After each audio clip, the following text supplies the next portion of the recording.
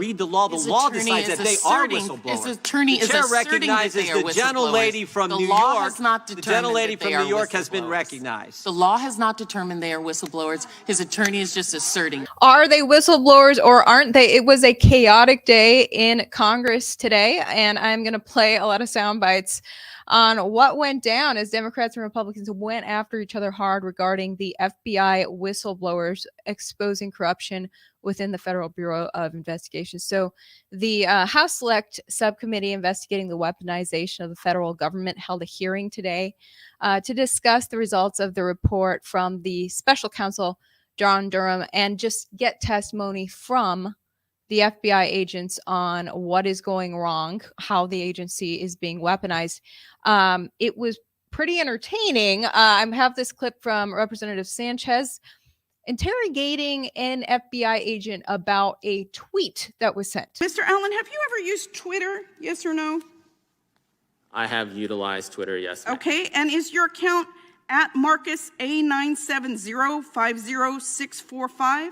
That is absolutely not my account. Okay, that's not your account. Well, on December 5th, 2022, an account under the name Marcus Allen retweeted a tweet that said, That quote, is not my account, ma'am.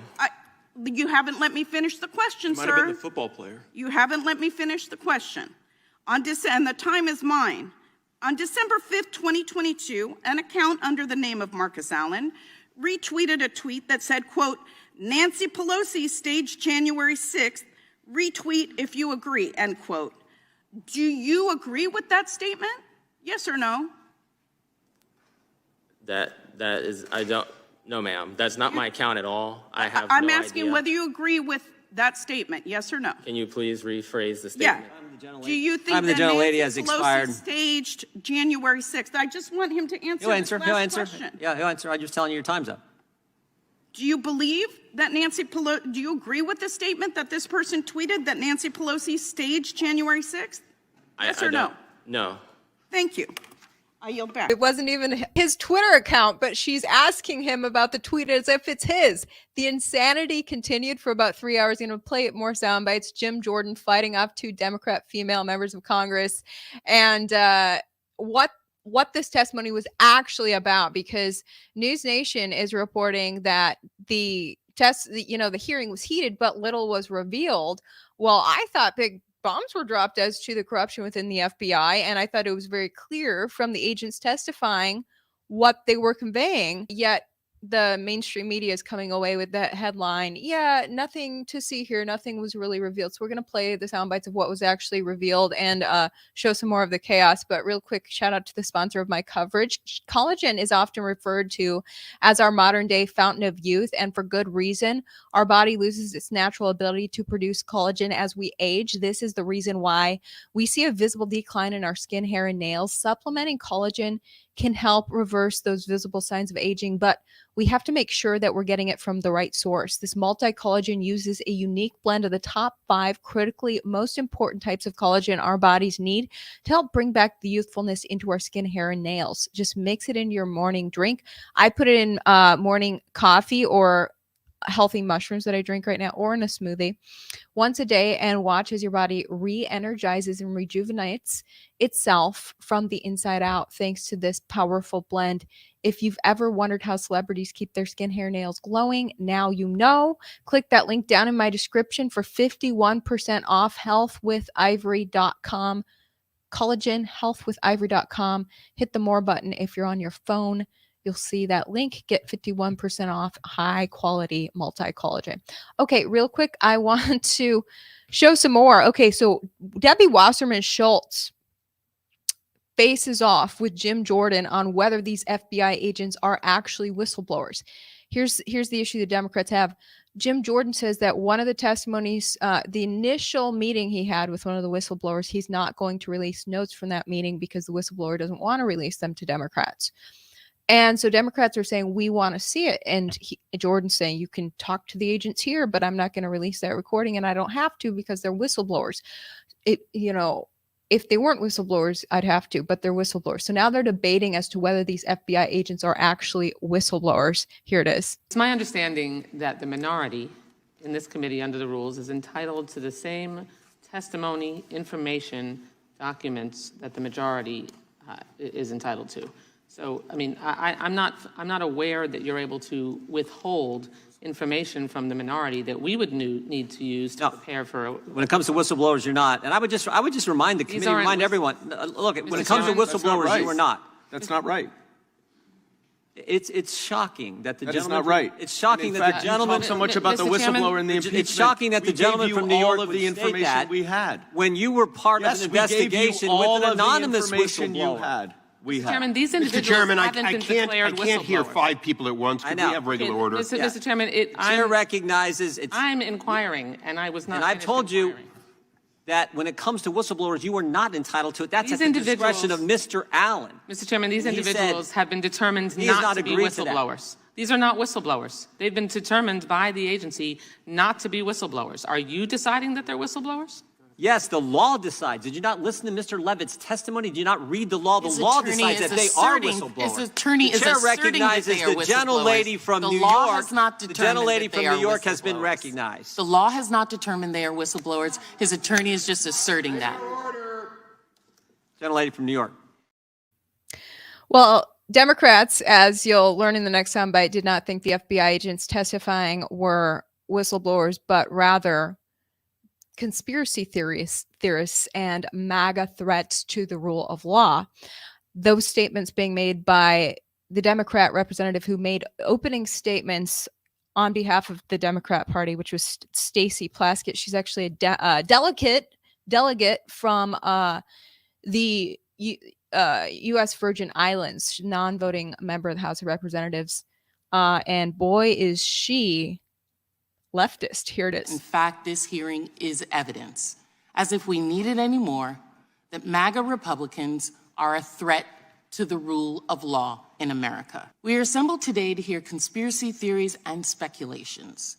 We're going to hear alternative facts, actions, and events taken far out of context.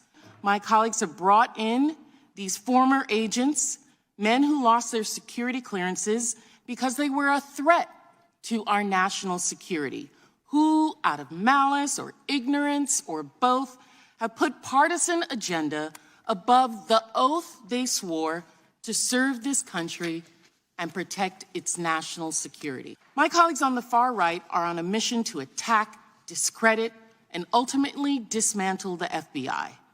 This is defund the police on steroids. So when I heard a Democrat bash a Republican for wanting to defund the police, I had to look up whether Plaskett was being a hypocrite, because as we know, a lot of Democrats wanted to defund the police just a couple years ago after George Floyd's death. Looked it up. Sure enough, Plaskett is not one of the Democrats who wanted to defund the police. She wanted to increase information in a database to tell so that other agencies could tell whether police were racist, but she never said defund the police. So she's not being a hypocrite when she said that, but she is saying that Republicans are the new defund the police movement for wanting to defund the FBI. And you said those were her opening statements before even hearing the testimony of the FBI agents, some of which I'm going to play now. She's saying we're about to hear conspiracy theories before even hearing anything. So you could tell Democrats already had their ears plugged before the testimony began. Now, before we hear from the agents, I want to show one more ridiculous. There were so many ridiculous moments in this testimony, but you can just tell the venom between Democrats and Republicans in Congress. They hate each other. Here's Representative Garcia acting like a robot against Jim Jordan. For his 5 minutes. Mr. Chairman, I have a parliamentary inquiry. Mr. Garamendi's recognized. Mr. Chairman, I have a parliamentary inquiry. Mr. Garamendi's recognized. Mr. Chairman, I have a parliamentary inquiry. We can do this all day. Mr. Garamendi's recognized. Okay, let's do it all day. Mr. Chairman, I have a parliamentary inquiry. And you're not recognized. Mr. Chairman, there's a member in the side of the dais who has not been waved in on committee. Would like to know, is he asking to be waved in, or is he going to send the audience, or has he joined somebody's staff since he's against the wall? Mr. Garamendi's recognized. Mr. Chairman, can I have an answer to my question, please? He's a colleague. He's not been waived in. Mr. Garamendi is recognized. Well, we'd be happy to waive him in if he wants to sit in, but he's up in the days area, but he's not in the audience. If we waive him in, he's Actually sitting where most times staff stands. As is customary in the Congress. Yeah.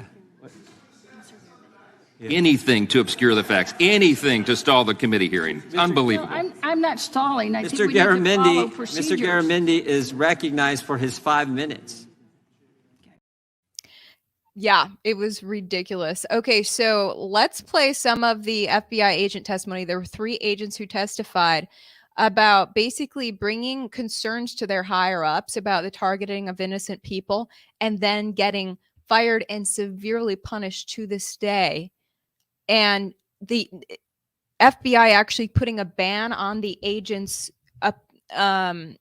applying to other jobs. So they fire the agent. So the agent now can't apply to new jobs until the FBI approves it. And the FBI is never going to approve them applying for new jobs. So these FBI agents are just jobless and their finances are destroyed. Basically big retaliation by the FBI to agents who voice concerns about the targeting of innocent Americans. Now, Gates, here's a clip of Matt Gates interrogating 2 of the FBI whistleblowers. And Mr. Allen, is it your belief that you were retaliated against because you shared an email that questioned the truthfulness of FBI Director Christopher Wray? Yes, sir. And you believed that he wasn't truthful based on testimony he'd given to the United States Senate, isn't that right? Yes, sir. And in that testimony to the Senate, you believe that Christopher Wray indicated that there were no confidential informants and no FBI assets that were present at the Capitol on January 6th that were part of the violent riot. Isn't that right? Yes, sir. Please play the video. We're now going to hear from George Hill, who worked at the Boston field office.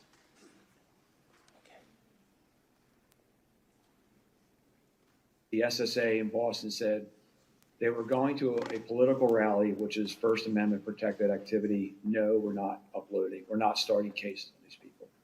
To which they said, well, we're going to call your SAC. And the SSA said, go right ahead. Because when you're pushing back, you want to make sure that you have your 6 covered. So the SAC and the ASAC were intimately aware of these kinds of exchanges that were going on. And again, to his credit, Joe Bonavolante said, no, we're not opening up cases on people who went to a rally. And I forgot a key part. The SSA for CT2 said, happy to do it. Show us where they were inside the Capitol, and we'll look into it.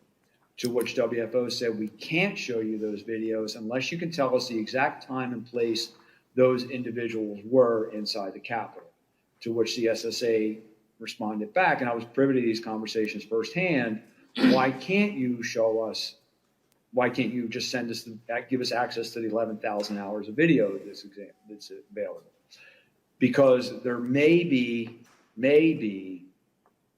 UC's undercover officers or CHS's confidential human sources on those videos whose identity we need to protect. So, Mr. Allen, you got retaliated against for saying the very thing that the Washington field office was telling Boston, when the Boston field office was saying, we're not going to go and investigate people that just showed up at a rally without sufficient criminal predicate. The Washington field office told Boston, well, you know what? We can't give you the evidence because it might disclose the very CIs and UCs that you are concerned about. But that doesn't surprise you, Mr. O'Boyle, does it? No, sir. And the reason it doesn't surprise you is that in a different part of the country, you saw that same pressure from the Washington field office. And did they ever try to get you to do something that was outside the normal order of law enforcement activity? Yes, sir. And what did the Washington field office try to get you to do that violated the law and regulations? They tried to get me to serve a federal grand jury subpoena when there was no proper predicate to do so. And the reason there was no predicate was because it was based on an anonymous tip, right? That's correct. And time and again, the Washington field office was trying to pressure you without corroboration to go start process on people. Isn't that right? Yes, sir. And so while I agree that January 6th was a violent day, a bad day, a day that nobody wants to relive, violence on January 6th doesn't justify weaponizing the government against people who were innocent and did nothing wrong. Thank you for blowing the whistle on that. Wow. Okay, so those were two of the FBI agents testifying, and that last one, he actually went on to say that he does not recommend other agents blow the whistle if they see corruption. Members of Congress said, "What?" Because the retaliation against him has been so harsh. He said if an FBI agent comes to him in secret, he will convey that corruption to the public so that the new agent does not have to come forward like he did. FBI seized these people's belongings, stripped them of any income, prevented them from making further income, destroyed their reputations. Their lives are wrecked right now, these agents who have blown whistle on the corruption.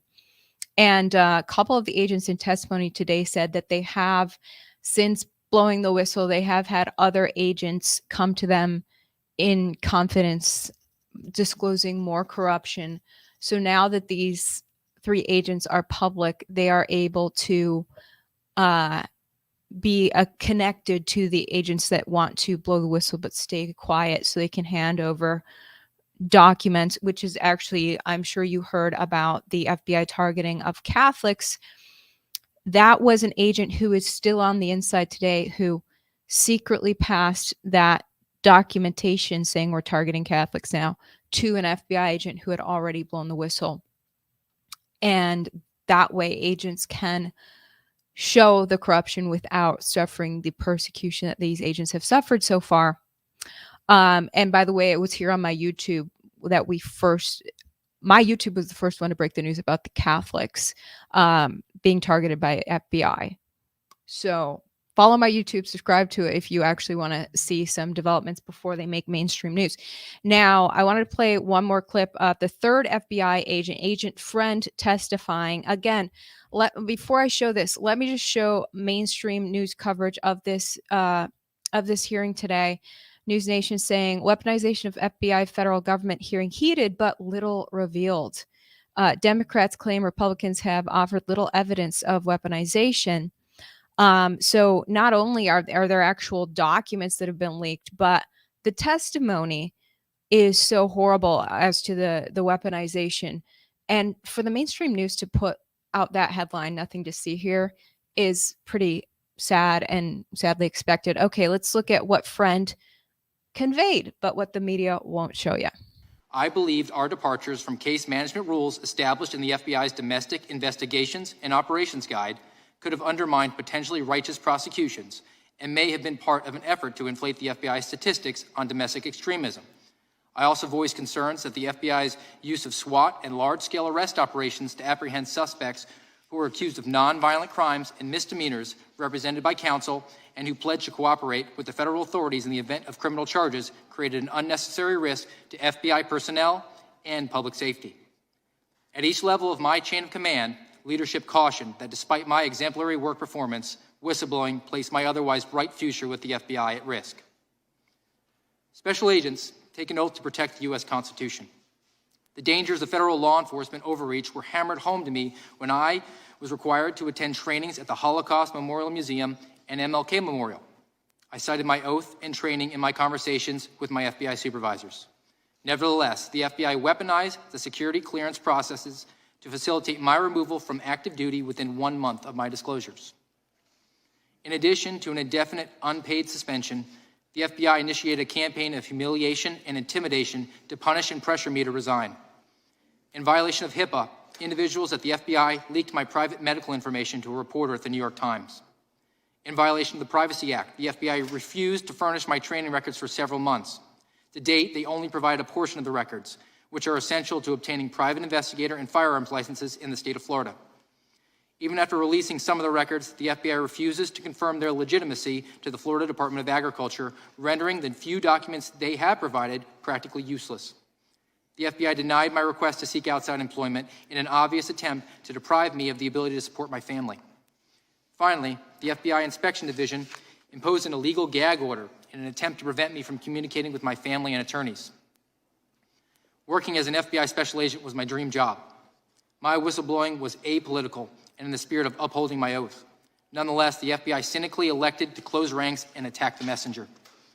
The FBI is incentivized to work against the American people and in dire need of drastic reform, particularly in these areas. The integrated program management system incentivizes the use of inappropriate investigatory processes and tools to achieve arbitrary statistical accomplishments. Mission creep within the National Security Branch has refocused counterterrorism from legitimate foreign actors to political opponents within our borders. The FBI weaponizes process crimes and reinterprets laws to initiate pretextual prosecutions and persecute its political enemies. Bureau intelligence analysis capability increasingly dictates operations, turning the FBI into an intelligence agency with a law enforcement capability. FBI collusion with big tech to gather intelligence on Americans, censor political speech, and target citizens for malicious prosecution. A dysfunctional promotion process fosters a revolving door of inexperienced, ambitious FBI supervisors ascending the management ladder within the agency. FBI informant protocols that are broken and abusive. The FBI skirts the Whistleblower Protection Act and exploits the security clearance revocation process to expel employees who make legally protected disclosures. I am pleased to see the Weaponization Committee is taking testimony from FBI whistleblowers. I would also like to take this opportunity to address correspondence recently received by the subcommittee. Yesterday, May 17, 2023, FBI Acting Assistant Director Christopher Dunham submitted a letter to this subcommittee. Portions of his letter concern the suspension and revocation of my security clearance. Parenthetically, I also received a letter from the FBI Executive Assistant Director Jennifer Moore yesterday notifying me that my security clearance was revoked. I find the timing of these letters dubious, but leave that up to the subcommittee's determination. Instead, I would like to address and add vital context to the portion of Mr. Dunham's letter pertaining to my alleged violation of Adjudicative Guideline J. Mr. Dunham is referring to an audio recording I created of my August 23, 2022 meeting with Jacksonville Assistant Special Agents in Charge Colt Markowski and Sean Ryan. After making protected whistleblower disclosures to my immediate supervisor in August 19, 2022, ASAC Markowski summoned me to a meeting at the FBI Jacksonville office. ASAC Markowski told me the meeting was intended to be an opportunity to discuss my concerns. I anticipated the meeting might ultimately lead to my executive managers attempting to compel me to participate in an activity which placed public safety at risk. I was concerned ASAC Markowski and ASAC Ryan may threaten adverse actions toward my career as a result of my whistleblower disclosure. Prior to the meeting, I consulted Florida law to confirm that a law enforcement exemption exists for state two-party consent restriction. If you guys want to watch the full testimony today on the weaponization of the federal government, I have linked the entire live stream down in my description. Check in your comments section. That's right. Smash the like button. I really appreciate your support, as my YouTube has been pretty shadow banned recently. Thank you for tuning in as I continue to shed light on things that the media doesn't want you to see. Please share this video with a friend, and we will see you tomorrow.